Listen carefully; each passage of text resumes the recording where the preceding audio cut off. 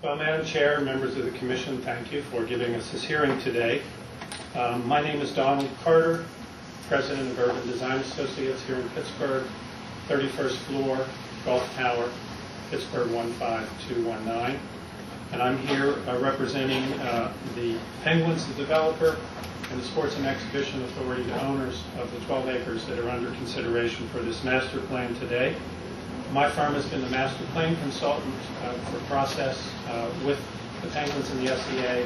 The design architect is HOK Sport out of Kansas City, and they will follow me after I finish my presentation. We met with you briefly at the briefing on the 27th of November, so you've heard some of this, but not everyone was at the meeting. But I would want to repeat a few things that I said at that meeting. First of all, this process for us started back in June of this year, in which we conducted the most extensive public participation process that I'm aware of, having practiced here for 35 years, before a master plan approval.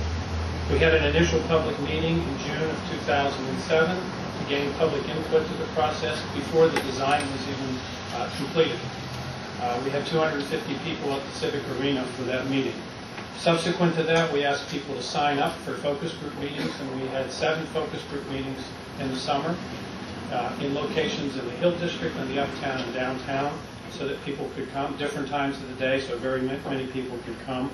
We also had a site tour, and we had a concluding public meeting in August of 2007.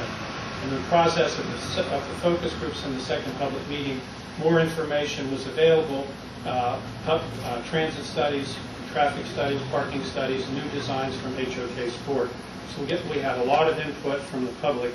I'm guessing that we're probably 500 to 600 individual participants in the course of those 3 months over the summer.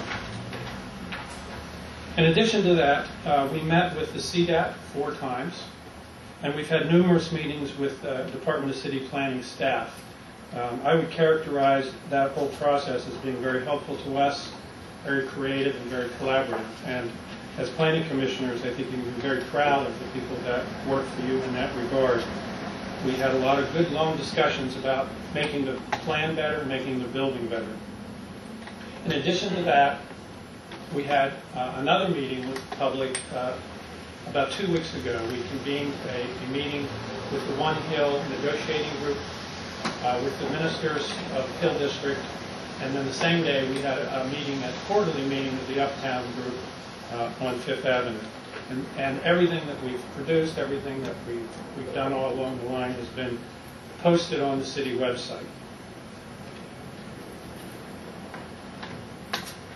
Now, at these public meetings and focus groups, it was passionate. There was a lot of information conveyed, a lot of questions, a lot of concern.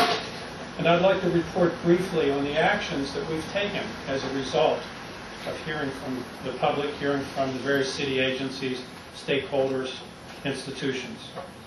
Many of the things that I'm going to report on are really outside of your regulatory purview and your criteria for approval. But we'd like to share them with you anyway, because we think we've made a lot of progress in terms of our relationships with the community and making this a great project for many generations to come. The first one that I'd like to report on is the Community Benefits Agreement. There were many questions and comments regarding that, and in September of this year, the city, the county, and the Penguins agreed to negotiate a CBA agreement with the Hill District community. The Hill District community nominated their own negotiating team, was selected by the community, and a number of meetings have been held with that negotiating committee, with the city, the county, the Penguins, and the SEA. There was also a lot of concern about business and job opportunities for the neighborhood and also for minorities and women. The Penguins have hired a diversity consultant, Eustace Aku of Mexico, who's going to be working with organizations who are already in the field of promoting minority hiring and training. The SEA has goals in place already for buildings that they're concerned with and they have responsibility for.